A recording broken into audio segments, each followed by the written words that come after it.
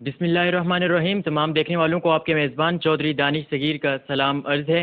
ناظرین، آپ دیکھ رہے ہیں ڈیلی ڈاٹ کے، اور آج جو شخصیت ہمارے ساتھ موجود ہیں کسی تعارف کی محتاج نہیں ہیں.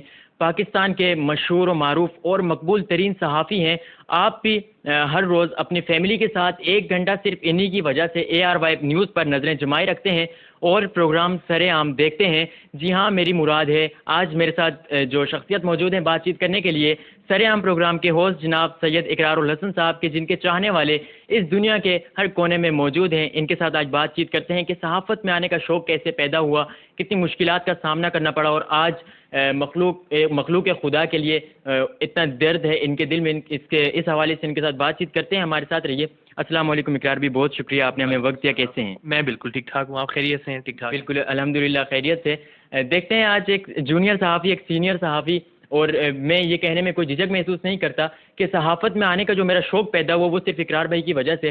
بچپن سے ان کو دیکھتا آیا، لیکن شوق اور چاہت کچھ اور تھی، کچھ اور کرنے کا. لیکن جب مظفر آباد یہ آئے تو اس وقت عوام نے اتنا پیار دیا انہیں.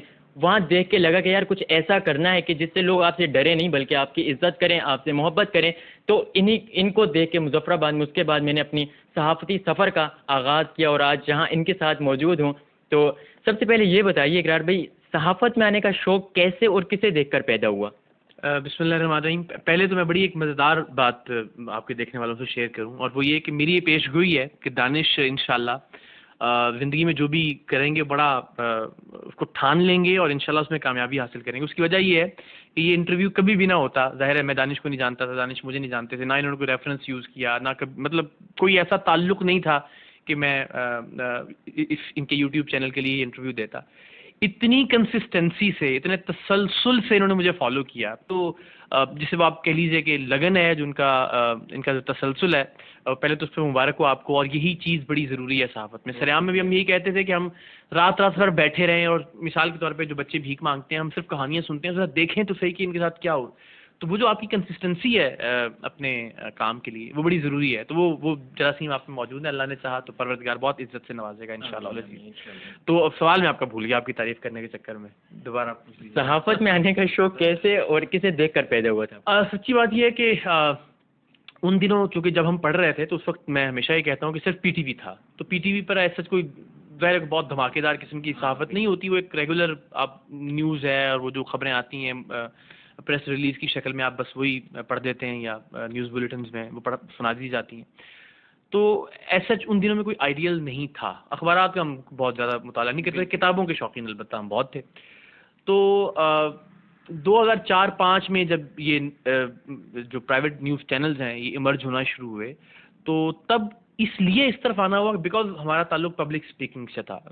ہمارے جتنے بھی دوست تھے ہم ڈیبیٹس کیا کرتے تھے، ہم شاعری سے تعلق رکھتے تھے، ہم نظمیں پڑھا کرتے تھے، کتابیں بہت پڑھتے تھے. تو اس لیے ہمیں یہ زوم تھا، یہ لگتا تھا کہ یار ہم خبریں پڑھ سکتے ہیں تھوڑی بہت اچھی. پھر وہ PTV گئے، PTV سے اچھی ٹریننگ ہوئی، کم وقت لیکن وہاں پہ ظاہر ہے PTV کا ایک ماحول ایسا تھا. اس نے الٹیمیٹلی مدد کی، اور پھر ARY میں سلیکشن ہوئی 2005-06 میں. پھر دبئی چلے گئے، یہاں تھوڑی سی رپورٹنگ بھی کی لاہور میں. ویزے کا ایشو تھا اس دوران، پھر یہاں میں لاہور میں رہا. تو یوں کہہ لیں کہ وہ جو ڈبیٹ کا ایک شوق تھا وہ الٹیمیٹلی اس طرف لے آیا. سو جو کورس صحافت تھی ہارڈ کور، اس سے اتنی لگاوٹ ابتدا میں نہیں تھی. پھر ظاہر آہستہ آہستہ ہم نے آئیڈیلائز کرنا شروع کیا، لوگوں کو دیکھنا شروع کیا، اور یہ سفر چلتا رہا الحمدللہ. اچھا، اس سب سلسلے میں جب آپ نے صحافت کی طرف آنے کا شوق آپ کو پیدا ہوا یا آپ نے سوچا، اس سے پہلے اگر اقرار الحسن صحافی نہ ہوتے تو کیا ہوتے؟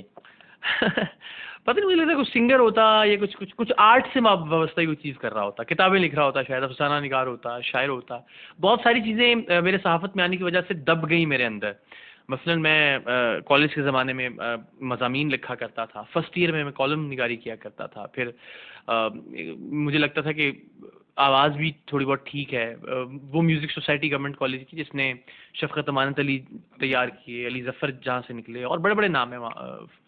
تو وہاں اس کا سیکرٹری بھی رہا میں ایک وقت میں. تو مجھے لگتا تھا کہ شاید پھر وہ میں کہیں نہ کچھ آرٹ سے ریلیٹڈ ہی کر رہا ہوتا. اچھا، تو اس سب سلسلے میں آپ کی فیملی کی، پیرنٹس کی فل سپورٹ تھی آپ کے ساتھ؟ جہاں تک فل تو نہیں تھی، مثلاً وہ ہر ماں باپ کی طرح وہ لگتا تھا میرے والدین کو بھی کہ بچہ ٹی وی پہ آئے گا تو پتہ نہیں کیا کرنا شروع کر دے گا, فلموں میں آنا شروع کر دے, تو وہ ہمارے ایک سوسائٹی کے اندر ایک ہلکا سا وہ ریسٹرین موجود ہے کہ تو وہ رہا میری فیملی کی طرف سے بھی. لیکن پھر جب انہوں نے دیکھا کہ یہ بات, یعنی ایون ڈبیٹس وغیرہ سے بھی مجھے شدید ڈانٹ پڑا کرتی تھی اماں کی طرف سے, اور سخت نفرت تھی کہ کیا کرتے ہو, ٹائم ضائع کر رہے ہو, پڑھائی پہ فوکس کرو. بٹ الٹیمیٹلی ان کو آج لگتا ہے کہ وہ جو ٹائم میں نے تقاریر میں یا ڈبیٹس کے اندر یا شاعری میں یا کتابیں پڑھنے میں لگایا, اس نے الٹیمیٹلی پہچان بنائی ہے. الحمدللہ. اچھا, میں نے ایک یوٹیوب پہ ہی آپ کو دیکھا تھا, ایک طارق عزیز صاحب کے شو میں ڈبیٹ کمپٹیشن تھا. بیت بازی تھی. بالکل ہاں, جو بیت بازی تھی اس میں آپ کو میں نے دیکھا. تو آج جیسے مجھے یقین نہیں ہو رہا کہ میں آپ کے ساتھ کشمیر کے اس کونے سے یہاں کراچی میں آپ کے ساتھ ہمیشہ ٹی وی پہ دیکھتا, تو اس وقت کیا فیلنگس تھی طارق عزیز صاحب کے ساتھ سامنے؟ دیکھیں, اس طرح میں نے آپ کے بارے میں ابھی ایک دیکھا نا کہ مجھے لگا کہ آپ ماشاءاللہ اپنے کام میں لگن کے پکے ہیں. آپ نے کہا کہ یہ کام کرنا ہے تو پھر وہ کرنا ہے چاہے جتنا بھی ٹائم لگے. تو طارق عزیز صاحب سے بھی میں نے ایک چیز سیکھی. ایک تو ظاہر ہمارے لیے وہ کسی خواب سے کم نہیں تھا کہ ایک طارق عزیز صاحب کو زندگی میں سامنے دیکھنا کہ واؤ, جن کے آپ کچے صحن کی چارپائی پر بیٹھ کر رات میں دیکھا کرتے تھے ٹیلی ویژن پر, black and white T V سے, اور پھر الٹیمیٹ گاؤں کے اندر جیسا ماحول تھا, تو وہ آواز آپ اپنے سامنے سنیں. تو ایک تو یہ کہ وہ ہر چیز خود کر رہے تھے کہ یار انعام کیا ہوگا اس کی مارکیٹنگ سے لے کے, تو وہ انہیں اون کر رہے تھے اپنے. ایسا نہیں کہ بس میں چونکہ اب طارق عزیز ہوں تو ہاں بھائی تو یہ کر دے اور تو یہ کر دے اور تو وہ کر دے تو میں آؤں گا, تو ایسا نہیں تھا. تو میں نے ان کو یہ دیکھا. پھر دوسری جو میرے لیے حیرت انگیز بات تھی, جب ہم پروگرام کی ریکارڈنگ کے لیے پہنچے تو ہم بیک اسٹیج پہ تھے, کیونکہ وہیں سے ہمیں ایز ٹیم آنا تھا اسٹیج کے اوپر. تو میں نے طارق عزیز صاحب کو یوں ہاتھ بندھے ہوئے انہوں نے پیچھے, اور وہ ایک کونے میں واک کر رہے تھے دائیں سے بائیں بائیں سے دائیں, اور وہ کچھ دہرا رہے تھے کہ جیسے وہ اپنا جو انہوں نے انٹرو دینا تھا پروگرام کے ابتدا میں, طارق عزیز جس کو میں نے خیال کو 5 دہائیاں 4 دہائیاں ہو گئی تھیں ٹیلی ویژن کے اوپر. ہم جیسا آدمی تو ابھی بھی کہتا ہے لاؤ جی آؤ بسم اللہ کرو, لاؤ جی مائک شروع کریں. اپنے آپ کو ہم بہت فن خان سمجھتے ہیں کہ جس بول لیں گے کچھ بھی آپ شروع کیجیے. تو وہ آدمی اپنا انٹرو دہرا رہا تھا. تو آپ ان کی سیاسی نظریات سے اختلاف کر سکتے ہیں, بہت ساری اور چیزیں ہو سکتی ہیں, لیکن طارق عزیز اس لیے طارق عزیز تھے کہ آخری وقت تک جب ان کے ہاتھ ریشے کا شکار ہو گئے تھے اور کانپتے تھے, کب کپاتے تھے, تب بھی وہ اسی انرجی سے پروگرام کرتے تھے. اور پھر اسی انرجی سے وہ پروگرام میں آنے سے پہلے سبق یاد کرتے تھے کہ میں نے کہنا کیا ہے آگے. تو یہ مجھے لگتا ہے کہ اگر آپ لیجنڈ بننا چاہتے ہیں تو آپ کو یہ روش اپنانا پڑے گی. اچھا, ہم نے ہر پروگرام میں آپ کو دیکھا, میں نے تو تقریباً جتنے بھی سریعام پروگرام میں دیکھا آپ کو بلیک سوٹ میں دیکھا. اس کی کوئی میری سستی ہے, کوئی خاص وجہ نہیں ہے. مجھے بیچ میں لوگوں نے کہا کہ کسی پیر نے کہا آپ کو کیا یہ آپ کا لکی کلر ہے, اور پتہ نہیں ایسی بہت ساری باتیں میں نے سنی, لیکن ایسا نہیں ہے. یہ الیکشن 2013 میں اتفاقاً بیک ٹو بیک میں نے 2-3 دن بلیک کپڑے پہنے, اور وہ بہت ہائی ویورشپ کا ٹائم ہوتا ہے الیکشن ٹرانسمیشن. تو بہت سارے لوگوں نے مجھے کہا یار آپ کالے ایک آپ کا فیوریٹ ہے. مجھے لگا کہ یار یہ اچھا ہے, اسٹائل اسٹیٹمنٹ بن سکتی ہے, تو آپ ایک کالے. اس سے 3-4 آسانی ہے. اب میں صبح سے انہیں یہ کپڑوں میں ہوں. ہم نے 4 ریکارڈنگز کی ہیں, ایک جگہ راشن کی ڈسٹریبیوشن کی ہے, ایک اور دوست کے لیے بھی آپ کے سامنے ویڈیو ریکارڈ کروائی, اب یہ کر رہے ہیں. تو وہ کنسسٹنسی جو ہے وہ پھر آپ کا خرچہ تقریباً نہ ہونے کے برابر آتا ہے. وہی پیسے آپ کسی اور اچھے مقصد کے لیے استعمال کر سکتے ہیں. پھر ٹینشن نہیں ہوتی آپ کو اگلے دن صبح کون سی ٹی شرٹ ہوگی, کون سا ٹراؤزر ہوگا. تو وقت آپ اپنی زندگی کا بڑا بچا لیتے ہیں, اور ذرا وہ بھی شاپنگ کی لتوں سے اور پیسے خرچ کرنے کی اور برانڈس کی دوڑ سے اس سے نکل جاتے ہیں. سب کو پتہ ہے بلیک ہی پہنتا ہے. اچھا, سر عام کی جو فرسٹ ریکارڈنگ فرسٹ جو آپ نے پروگرام کیا, اس کے بعد خاندان یا پھر اپنے گھر میں پیرنٹس, ان کا کچھ ان کے دل میں ڈر خوف کہ یار اب یہ کام شروع ہو گیا تو اب پتہ نہیں کیا ہو جائے گا؟ شروع میں بڑا مجھے بیگم کی طرف سے بھی, اماں کی طرف سے, سب کی طرف سے رہا کہ یار یہ کیا کر رہے ہو, جب بھی میں کوئی ایسا پروگرام کر کے آتا تھا. پھر وہ وقت کے ساتھ ساتھ ان کو اندازہ ہوا کہ نہیں, جب باہر نکلتے ہیں لوگ دعائیں دیتے ہیں, محبت کا اظہار کرتے ہیں, بزرگ عورتیں خواتین بیٹوں کی طرح بھائیوں کی طرح وہ لٹرلی آنسوؤں کے ساتھ دعائیں دیتی ہیں. تو پھر وہ تھوڑا سا انہوں نے حوصلہ پکڑا کہ نہیں, لوگ دعا کرنے والے بھی ہیں, جتنے دشمن بنا رہے ہیں اب سے زیادہ محبت کرنے والے بھی.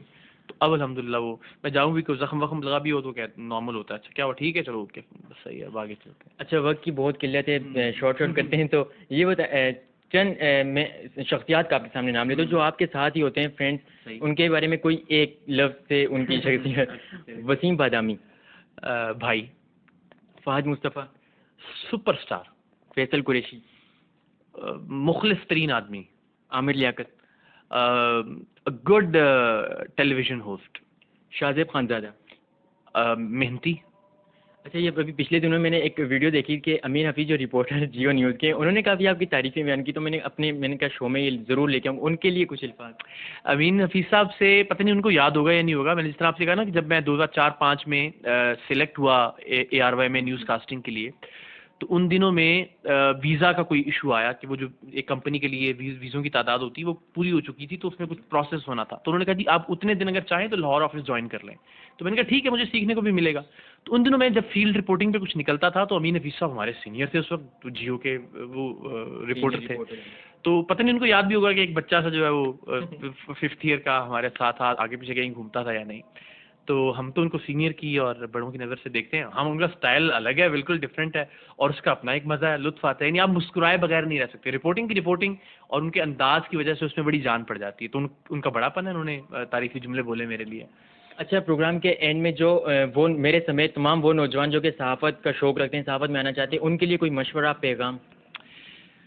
ہاں، مشکل ہے، کٹھن سفر ہے، مجھے اب اندازہ ہوتا ہے، اس کی وجہ یہ کہ دیکھیں میرا چونکہ پولیٹیکل پروگرام نہیں تھا تو اس لیے ہم نے بہت زیادہ سوشل چیزوں کی طرف، لیکن آج جب بھی آپ کسی پولیٹیکل اس پہ کرتے ہیں تو آپ کو ایک خاص کونے میں لگا دیا جاتا ہے، یعنی کہ آپ نون لیگ کے بارے میں کوئی بات کریں تو وہ سمجھتے ہیں آپ PTI کے ورکر ہیں شاید، یا PTI سے پیسے لیتے ہیں، PTI پر ہلکی سی تنقید کریں جو کہ آپ جینوئنلی ایک شہری کے طور پر کرتے ہیں، وہ سمجھتے ہیں کہ شاید آپ نون لیگ والے ہیں، یا اسی طرح پیپلز پارٹی کے بارے میں بات کریں تو ان کو یہ لگتا ہے کہ PTI کے یا نون لیگ کے ہیں، اسی طرح مطلب اگر نون لیگ کے حوالے سے بات کریں ان کو لگتا ہے فوج کے کچھ لگتے لگاتے ہیں، تو ایک عجیب فضا یہاں پیدا ہو گئی ہے کہ جس میں آپ نیوٹرل رہ کر یا اخلاص کے ساتھ تمام جو سیاسی دھڑے ہیں ان کے بارے میں بات نہیں کر سکتے انفارچونیٹلی، اور اگر کرتے ہیں تو پھر اس بات کے لیے تیار رہیں کہ آپ کو ہر طرف سے گالی پڑے گی، جو کہ آج کل میرے ساتھ تقریباً ہو رہا ہے، ہر طرف سے گالی سے مراد، لیکن یہ نہیں سمجھ لینا چاہیے کہ یہ عوام کی گالی ہے، یہ بدقسمتی ہے کہ ہر ایک خاص مکتبہ فکر کے ارد گرد کچھ طرح کے لوگ جمع ہو گئے ہیں، ان میں کچھ پیڈ لوگ بھی ہیں، ظاہر ہے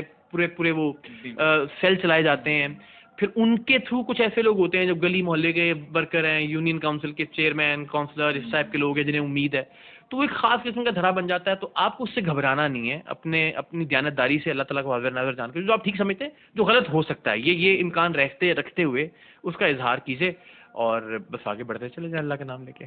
اچھا، اینڈ میں میرے والدین کہ جو ہمیشہ سے ہم ان کے ساتھ بچپن سے بیٹھے ہوئے دیکھتے ہیں، آپ کو دیکھتے رہے، ان کے بھی ایسی فیوریٹ جیسے ہمارے، ان کے نام میرے چینل سے اور پروگرام سے کوئی الفاظ؟ چلے جی، میں پیشگی اگین مبارک دیتا ہوں دانش کے والدین کو کہ انشاءاللہ اللہ نے چاہا تو یہ جس بھی فیلڈ کا انتخاب کریں گے اپنی زندگی میں، مجھے لگتا ہے کہ یہ بہت محنت سے اس میں اپنا نام کمائیں گے، اور میرا یہ یقین ہے کہ جب انسان محنت کرتا ہے تو اللہ تعالیٰ اس کی محنت کو ضائع نہیں کرتا، پروردگار کے انصاف کا یہ تقاضا ہے کہ جو بھی محنت کرے اللہ اس کو اس کا ڈیو اجر اپنی ذات کی کرم نوازی کے اعتبار سے دے، تو انشاءاللہ دانش بہت آگے جائیں گے، اللہ کرے کہ یہ آپ کا نام بھی روشن کریں، پاکستان کا نام بھی روشن کریں، اور آپ سے درخواست کہ میرے لیے بھی جس طرح آپ دانش کے لیے اپنے بیٹے کے طور پہ دعا کرتے ہیں، دعاؤں میں یاد رکھیے، پروردگار آپ کو سلامت رکھے۔ بہت بہت شکریہ اقرار بھائی، آپ نے ہمیں وقت دیا۔ جی ناظرین، تو یہ تھا آج کا پروگرام، ہمارے ساتھ جو شخصیت موجود تھے، اب نام دہرانا یا ان کی تعریف کرنا کیونکہ ہر کوئی انہیں جانتا ہے، تو اقرار بھائی آج ہمارے ساتھ موجود تھے، سر عام پروگرام کے ہوسٹ۔ امید کرتا ہوں آپ کو آج کا پروگرام اچھا لگا ہوگا، دیکھتے رہیے ہمارے پروگرام اور ایسے ہی اپنی محبتوں کا اظہار ہمارے ساتھ کرتے رہیے، مزید انشاءاللہ نئی ویڈیوز کے ساتھ آپ کی خدمت میں حاضر ہوتے رہیں گے۔ فی الوقت کے لیے اتنا ہی، اپنے میزبان چودھری دانش صغیر کو دیجیے اجازت، اللہ حافظ۔